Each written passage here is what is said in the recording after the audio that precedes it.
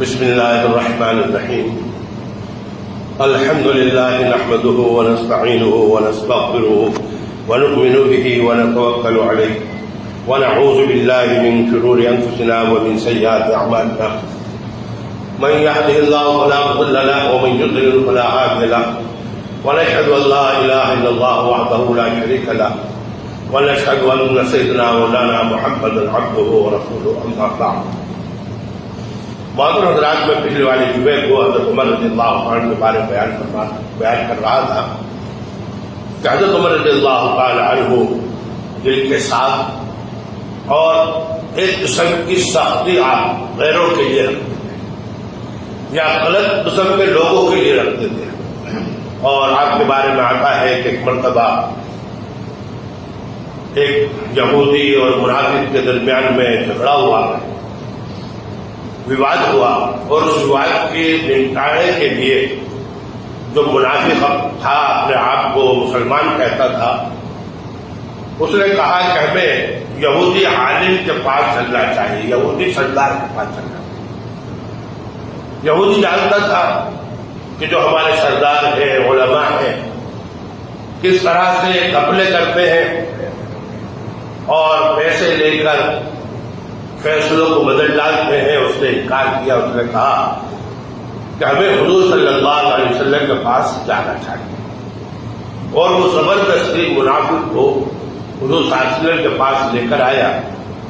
حضور صلی اللہ علیہ وسلم نے دونوں کی بات سنی اور فیصلہ آپ نے یہودی کے حق میں کر دیا.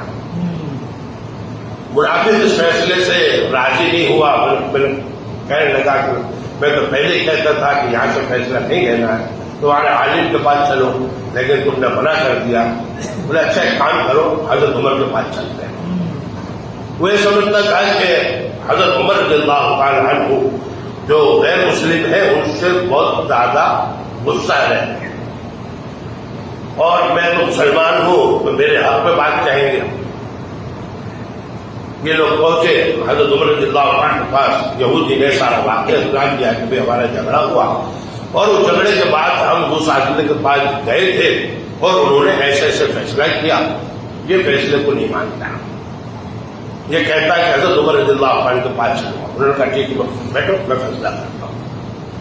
آپ گھر میں گئے، تلوار لے کر آئے اور اس منافق کی گردن اڑا دی اور کہا کہ جو حضور صلی اللہ علیہ وسلم کے فیصلے کو نہیں مانتا اس کا فیصلہ یہ ہے. حضرت عمر رضی اللہ عنہ کے بارے میں آتا ہے کہ آپ نے اپنی زندگی میں حضور صلی اللہ علیہ وسلم کے سامنے 20 کے قریب ایسے مشورے کیے جن کو اللہ تعالی کی طرف سے پسند کیا گیا، اور ان کے مطابق اللہ نے قرآن شریف کی آیت اتاری. یعنی اسلام کے اندر 20 حکم ایسے ہیں جو حضرت عمر رضی اللہ عنہ چاہتے تھے، جو آپ کی زبان سے اللہ نے نکالا اور آپ نے درخواست کی حضور صلی اللہ علیہ وسلم سے، ویسے ہی اللہ نے حکم نازل فرما دیا. غزوہ بدر کے موقع پر جب آپ نے ایک فیصلہ لیا، صحابہ کرام کے درمیان میں مشورہ ہوا.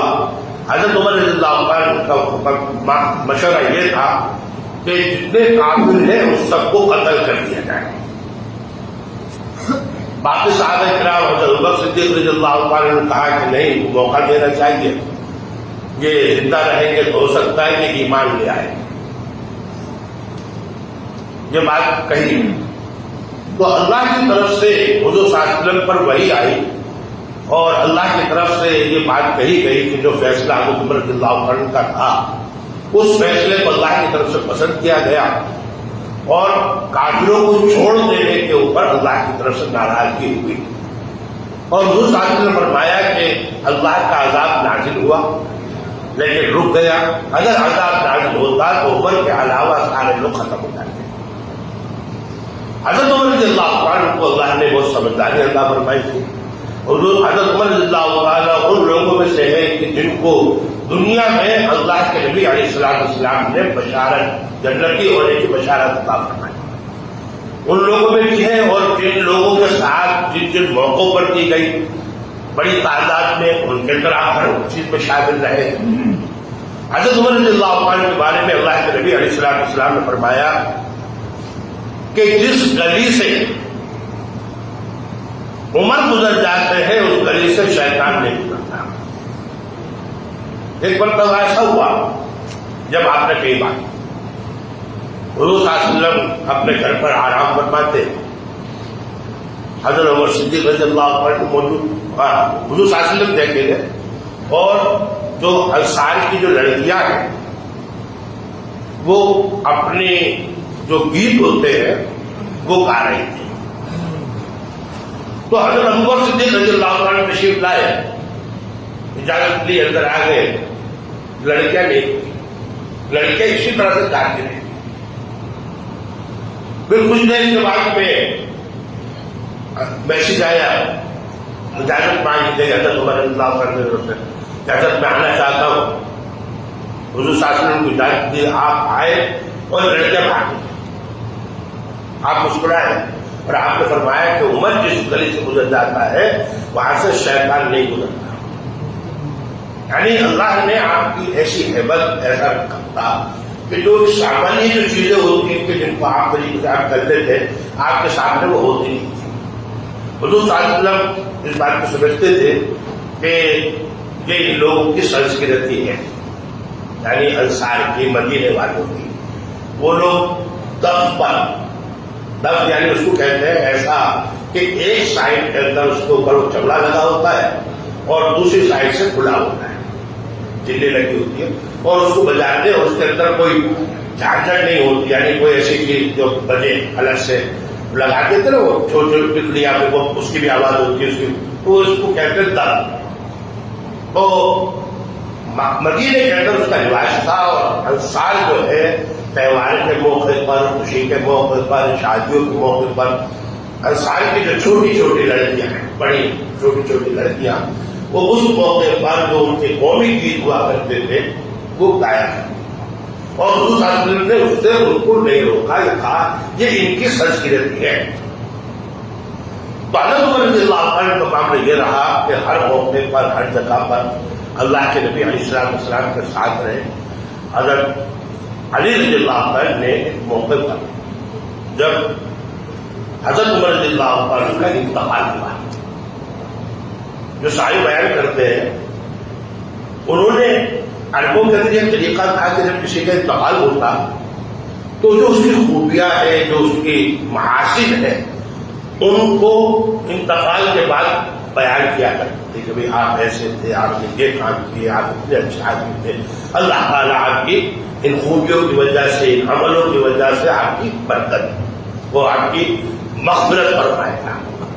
تو اس میں آپ نے حضرت علی رضی اللہ عنہ نے حضرت عمر رضی اللہ عنہ کے بارے میں بیان فرمایا کہ میں جس کام کے اندر گیا اور میں نے حضور صلی اللہ علیہ وسلم سنا تو حضور صلی اللہ علیہ وسلم نے کہا میں ابو بکر عمر، میں ابو بکر عمر، میں فلاں جگہ گیا میرے ساتھ ابو بکر تھے، عمر تھے، میں نے فلاں جگہ ملاقات کی میرے ساتھ ابو بکر تھے، عمر. یعنی ہر موقع پر اللہ کے نبی علیہ السلام کا نے اپنا جو ذکر کیا اکیلے نہیں کیا، بلکہ میرے ساتھ ابو بکر تھے، عمر تھے. اور اسی طرح سے اللہ تعالیٰ قیامت میں یعنی آخرت میں، جنت میں آپ کا حشر بھی ایسے ہی کرے گا جیسے کہ اللہ کے نبی علیہ السلام نے بیان کیا. حضرت علی رضی اللہ تعالیٰ عنہ کی محبت کا حال ایک صحابی بیان کرتے ہیں کہ میں نے حضرت علی رضی اللہ عنہ کو دیکھا کہ ایک چادر ان کے پاس تھی اور اس کو بہت زیادہ اڑا کرتی، یعنی جیسے کوئی چیز کو بہت پسند ہوتی ہے، بار بار اس کو پہنتا ہے تو اس کو بہت اڑا کرتی. تو جو صحابی ہے جو بیان کرتے انہوں نے کہا، میں نے حضرت علی سے پوچھا کہ حضرت یہ چادر آپ بہت زیادہ اوڑھتے، دوسری اتنی نہیں اوڑھتے.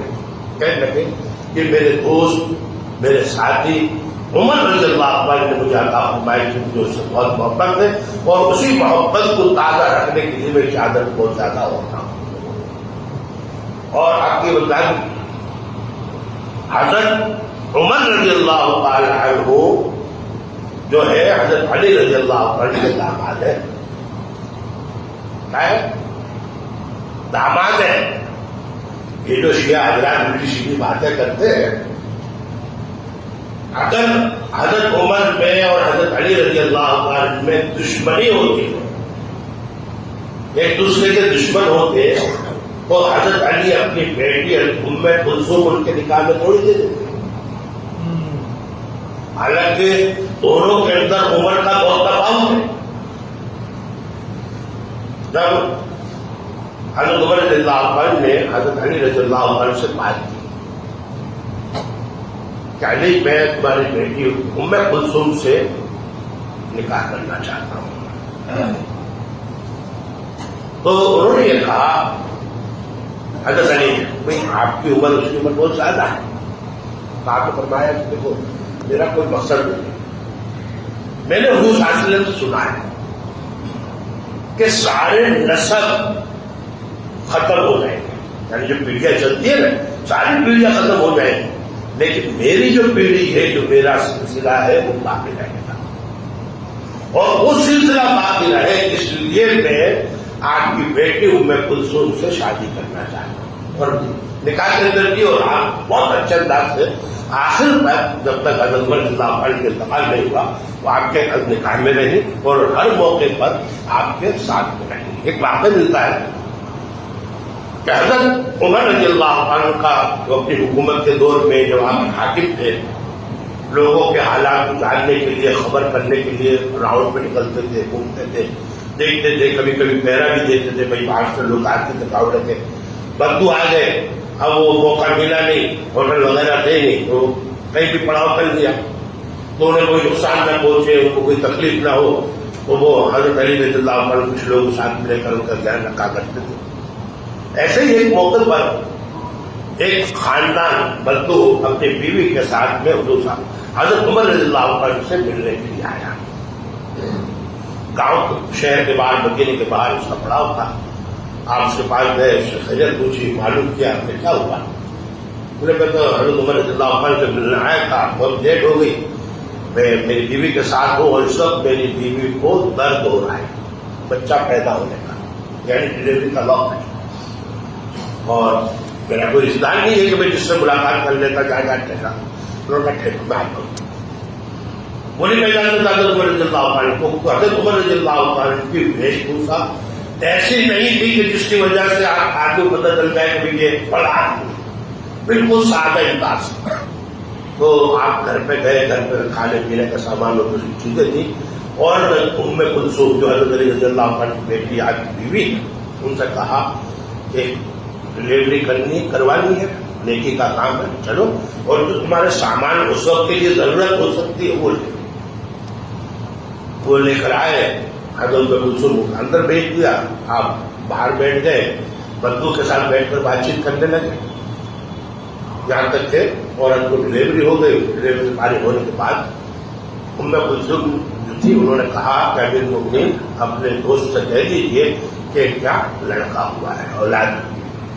اس کو جب پتا چلا کہ میرے ساتھ میں امیر المؤمنین بیٹھے ہوئے ہیں اور ان کی اہلیہ میری بیوی کی ڈلیوری کروا رہے ہیں، تو حضرت عمر رضی اللہ عنہ کا معاملہ بڑی سادگی تھا، اور ایسی سادگی کہ جب آدمی آتا تھا تو آپ کو پہچان نہیں سکتا تھا. ایک مرتبہ ملک شام سے وہاں کا جو بادشاہ تھا اس نے اپنا راجدوت بھیجا، اور راجدوت آیا تو پوچھنے لگا کہ بھائی امیر المؤمنین کا محل کہاں ہے؟ انہوں نے کہا امیر المؤمنین کا محل نہیں ہے، یہ مسجد نبوی ہے. اس وقت تو شادی تھی، یہ تو حضرت عثمان رضی اللہ عنہ کے دور کے اندر بھویں بنی، شاندار بنی، سیرت والی، اس میں نے بالکل شادی تھی.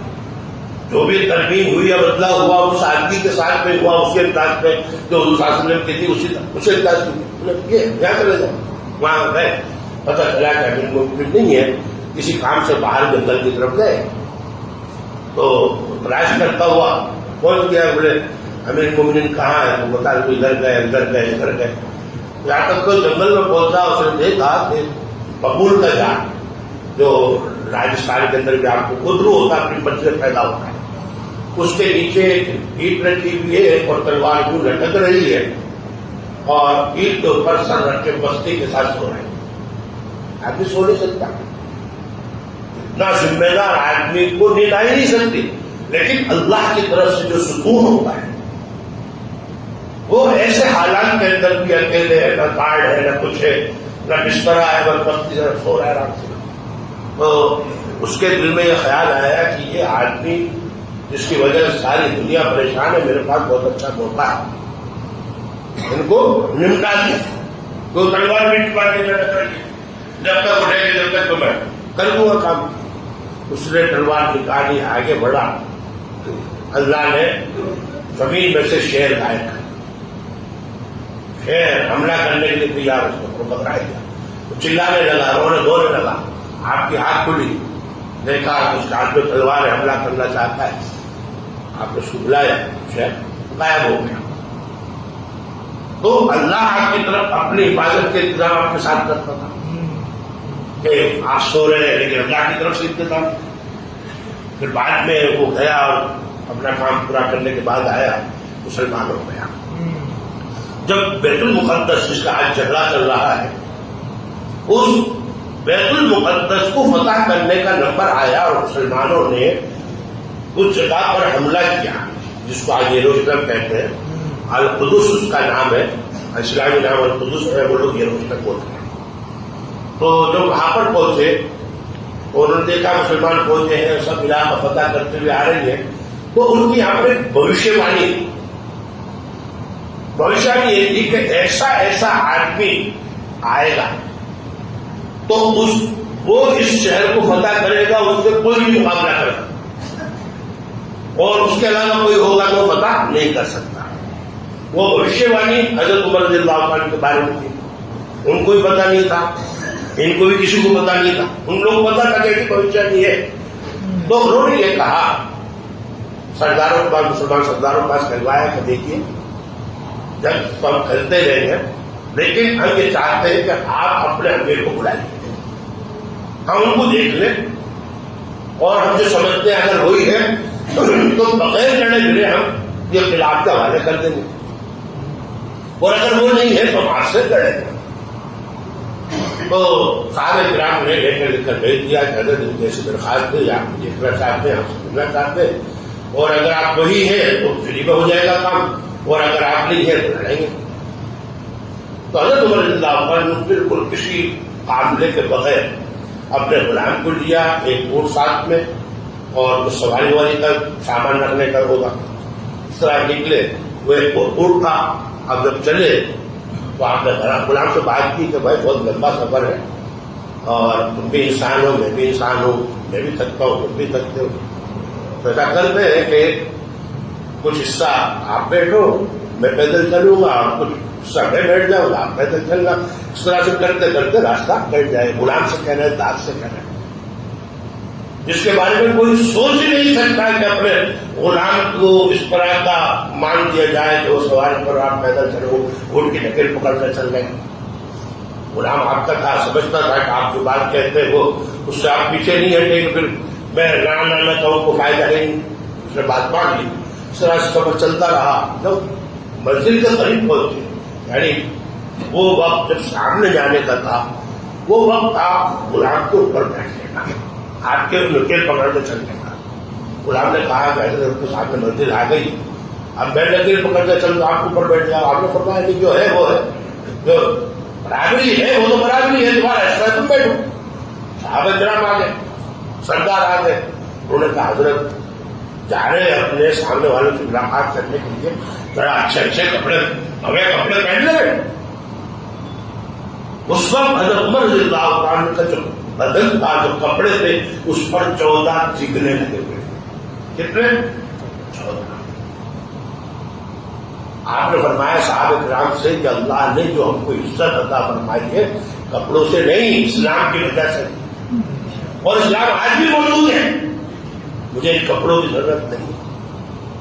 اسی حالت کے اندر آپ نے آج ہمارے مسلمانوں کی حالت کیا ہے؟ اگر شاہ رخ خان، سلمان خان چگلے والے کپڑے پہنتے تو پہنے گے، لیکن حضور نے پہنے، حضرت عمر رضی اللہ عنہ پہنے. جو ریئل ہیرو ہیں یہ تو نچنی ہے، گانے والے ہیں. ان کو آپ پیسہ پھینک دو، آپ کے ساتھ میں روڈ میں ناچیں گے.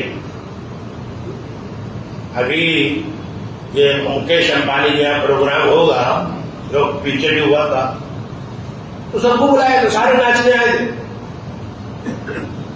یہ ہیرو نہیں ہے، نچنی ہے. یعنی اب سے پہلے تک جو آزادی کا معاملہ تھا نا، اس سے پہلے تک لوگ اس بات کو پسند ہی نہیں کرتے تھے کہ یہ تو مسخرے ہیں. مسخرے کس کو؟ جو لوگوں کو ہنساتا ہے، جو پیسے لے کر 1-2 روپے کے اوپر لوگوں کی ویلیو ہے، اس کے پیچھے آپ بھاگتے ہو. جو اصل حقیقت ہے، جو آپ کے ریئل ہیرو حقیقت میں ہو، جن کو دنیا نے ہیرو مانا ہے، ہمارے نبی صلی اللہ علیہ وسلم ہیں، ہمارے صحابہ کرام ہیں، ہمارے حضرت ابوبکر ہیں، ہمارے حضرت عمر رضی اللہ عنہ. یہ لوگ ان کی شان بنانی چاہیے. ان کی شان آدمی بنائے گا تو دنیا کے اندر بھی کامیاب ہوگا، آخرت کے اندر بھی کامیاب ہوگا.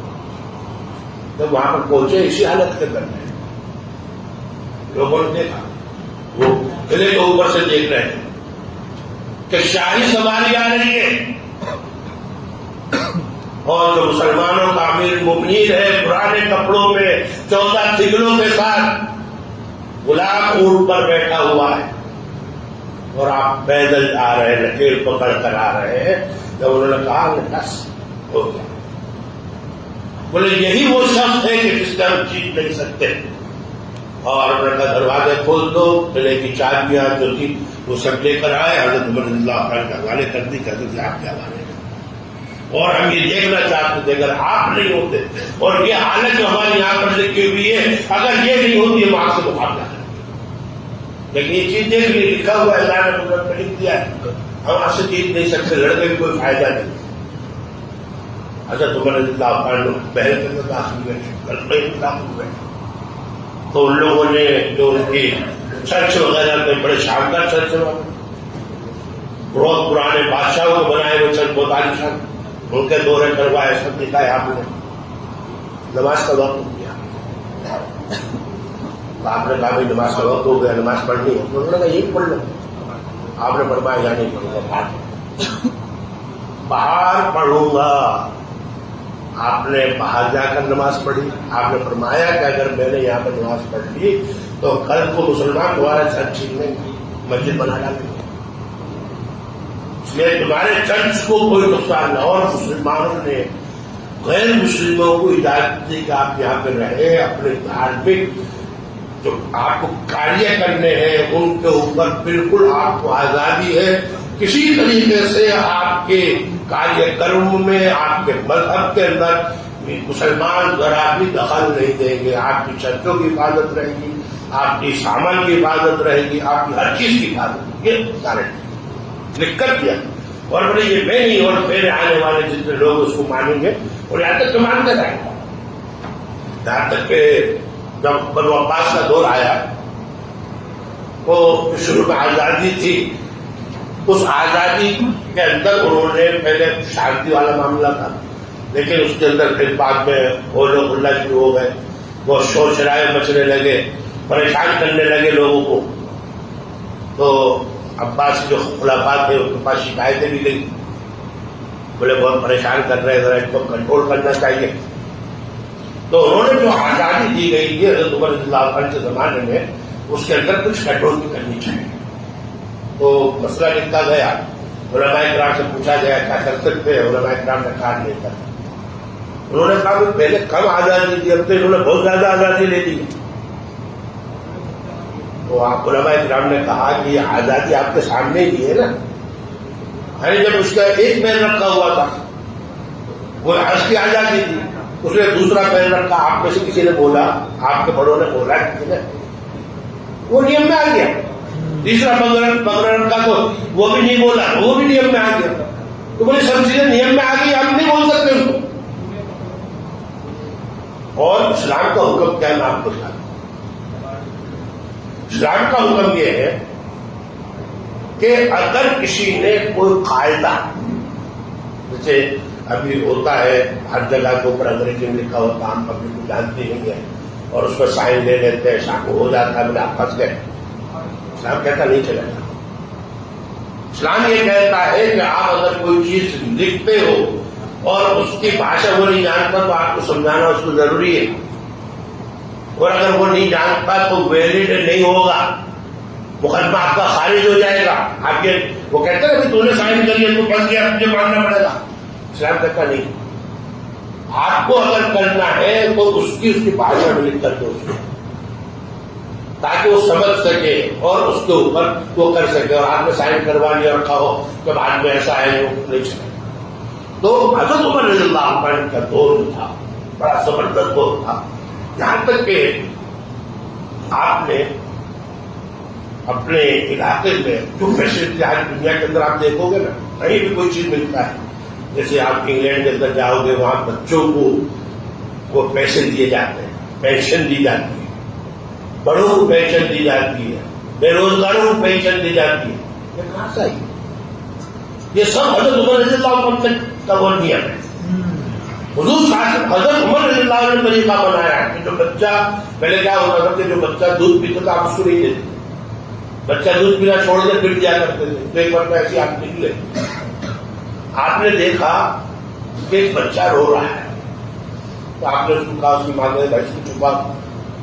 دوسری بار پھر دیکھا، پھر آپ نے نہیں چپتا تو اس کے باپ کو بلوایا کہ بچے نہ صبح میرے بات کرنے کے، اور اس کو بلا کے پوچھا کہ تمہارا بچہ کیوں روتا ہے کرتا بار بار بولتے دھیان نہیں رکھتے بچوں کو. بولے آپ کے یہاں پہ نیم یہ ہے کہ جب تک بچہ دودھ نہیں چھوڑے گا اس کو پینشن نہیں ملے گی، پیسہ نہیں ملے گا. اب ہم کوشش کر رہے ہیں کہ بھائی اس کا دودھ چھڑا دیں تاکہ اس کو پیسہ ملنا شروع ہو جائے. تو حضرت عمر رضی اللہ عنہ جھٹکا دیا، کہنے لگے اوپر تیری وجہ سے کتنے بچوں کی جانیں نہیں ہوگی، کتنے بچے تڑپے ہوں گے، روئے ہوں گے. اور اسی کے ساتھ آپ نے اعلان کر دیا کہ جو بھی بچہ پیدا ہو اس کے ساتھ اس کا وظیفہ باندھ دیا جائے، اور جیسے وہ بڑھتا چلا جائے گا اس کا وظیفہ بڑھتا چلا جائے گا. یہاں تک کہ آپ مسلمان نہیں، غیر مسلموں کو جو آپ کے یہاں آباد تھے ان کی بھی مدد کیا کرتے تھے، ان کے بھی ایسے وظیفہ بنے ہوئے تھے. جو بے روزگار تھے ان کے وظیفے بنے ہوئے تھے. یہ تھا حضرت عمر. آج دنیا کے اندر یہ جہاں پہ بھی آپ کو روشنی نظر آتی ہے، انہوں نے ہاتھ سے لی، ان کے پاس کچھ نہیں تھا. یہ تو دار کیش کے رہنے والے ہیں، جیلوں میں جنگلوں میں رہنے والے. ان کے یہاں لوگ نہاتے نہیں تھے، ان کے راجا نہیں نہاتے تھے 2-2 سال تک. تو وہ ٹھنڈے لوگ تھے، ٹھنڈے بول برف پڑتا ہے، نہانے کی سمجھ ہی نہیں تھی. جب مسلمان اندلس میں پہنچے، اسپین میں پہنچے، تو مسلمانوں کو تو حکم تھا کہ بھائی نہانا ہے، کم سے کم اٹھواڑی میں تو نہانا ہی نہانا ہے. قرآن مسلمان ناپاک ہو گیا تو ناپاکی میں رہ نہیں سکتا. تو جب مسلمانوں کو نہانا ہے تو مسلمانوں نے وہاں پر حمام بنائے، گرم حمام بنائے، بھاپ کے حمام بنائے. اور یہ سب چیزیں ان لوگوں کے طرح ہیں. شاید کچھ بیچ میں تھوڑا سا مسئلہ ہوتا ہے، ہمارے ماحول ہوتا ہے، اس کو بھی تھوڑا بیان کرنا ہوتا ہے، اس لیے میں بیچ میں کچھ بات کہہ رہا ہوں. برسات کا موسم چل رہا ہے. مسلمان ایک ایسی قوم ہے جس کو اللہ نے بڑا پاک صاف قوم بنایا ہے. اللہ نے بنایا، ہم تو گندے کے گندے ہیں. گٹر بار بار بھرتی ہے، مشینیں آتی ہیں صاف کرنے کی، اور صاف کرنے کے بعد جو کچرا نکالتی ہے اس کے اندر کیا کیا نکلتا ہے. وہ نکلتا تو اور گجری ہے جو ہم ڈالتے ہیں، ہماری عورتیں ڈالتی ہیں. پھر ہم شکایت کرتے ہیں مسلمان کا ہمارے ساتھ جاتی ہوتی ہے. اس سے پہلے کچھ 5-6 مہینے پہلے جو کمشنر تھا اس نے گٹر کے کنارے جتنی بھی چائے کی کیٹلیاں تھی اس نے بند کرنے کا آرڈر دے دیا. کیوں نہیں دیا؟ کیونکہ آپ نے گلاس کیا اس میں ڈال دیا، وہ پلاسٹک کی کوتری تھی وہ اس کو ڈال دیتا ہے بند. اب ظاہر سی بات ہے کہ یہ سب چیزیں جب یہاں سے گٹر وہاں پہ صاف ہو رہی ہے، اس کے اندر صاف کر رہے ہیں، کوتریاں نکل رہی ہیں، اور وہ بچوں کے جو چادروں کے موت ہیں جو باندھتے ہیں وہ نکل رہے ہیں. اور نکلنے کے بعد وہ ایسا نہیں ہے کہ جو بھیج دیتے ہیں، بلکہ وہ رپورٹ تیار ہوتی ہے، وہ رپورٹ تیار ہوتی ہے، ادھیکاریوں کے پاس جاتی ہے. اور پھر جب وہ کارروائی کریں گے، بولے یہاں پہ ہوٹلوں کا اندر سے آ رہا فلاں نکل رہا ہے، یہ ہوٹلوں کا ہے، یہ فلاں کا ہے، یہ گھروں کا ہے، یہ اس کا ہے، یہ اس کا ہے. پھر ہم کیا کریں گے؟ ہم مسلمان ہیں اس لیے ہم پر ترقی ہو رہی ہے. مسلمانوں کے لیے کوئی نیم تو ہے نہیں، ہوٹلوں کے لیے کوئی نیم نہیں. جو چاہے کچرا آوے، کھانا آوے، گٹر کے اندر ڈال دو، گھونسلیاں نکلے گٹر میں ڈال دو. کچھ نیم تو ہوگا نا. یا سوائے اس کے کہ ہم مسلمان ہیں جو چاہے کرے، اور جب ہم کو اوپر کوئی اوپر سے ریلا آئے تو ہم کہتے ہیں مسلمان ہمارے ساتھ جاتی ہوئی ہے۔ ارے آپ کا مذہب کا حکم ہے، صفائی آدھا ایمان ہے۔ آپ کے محلے صاف ہونے چاہیے، آپ کے گھر نہیں، محلے، گلیاں، آپ کی گٹریں۔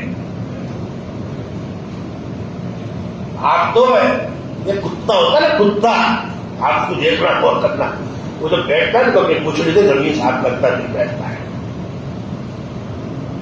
اللہ نے ہمیں سمجھ لی ہے، اللہ نے فرمایا اللہ نظیف یحب النظافہ، اللہ نظیف ہے، پاکی صفائی کو پسند کرتا ہے۔ یہ جو صفائی آئی ہے نا، یہ جو سوچیں آئی ہیں، یہ مسلمانوں کی دی ہوئی ہے، یہ جنت کے نظیر کی ہے۔ آپ کتابوں کے اندر پڑھو گے، بتاتے ہیں کہ نیل، دریائے نیل کا پانی صاف شفاف آسمان جیسا ہے، وہ اس میں کل نظر نہیں آ رہے۔ اسلام نے حکم دیا کہ جمے ہوئے پانی، رکے ہوئے پانی میں پیشاب مت کرو، اس کے اندر ناؤ مت۔ ہمارے یہاں تو مسلمان اتنے گندے ہیں، گھٹیا ہیں، ارے داڑھی رکھتے ہیں، اور اس کے اندر پانی ڈال لیں۔ ارے ہوش اس لیے پانی لو، اور یہ بیچ میں تمہاری نالی ہے، اس کے اندر پانی ڈالو۔ ہوش کس لیے؟ یہاں پر بیچ میں نالی ہے، آپ کی بیٹھک یہاں ہے، آپ پانی لو، منہ دھو، کہاں جائے گا پانی؟ یہاں پہ۔ آپ کیا کرتے ہو؟ پیٹ آدھا ڈبو کے رکھتے ہو۔ جانور ہو، جنگل سے آئے ہو، سمجھانے کے بعد سمجھ میں نہیں آتا آپ کو۔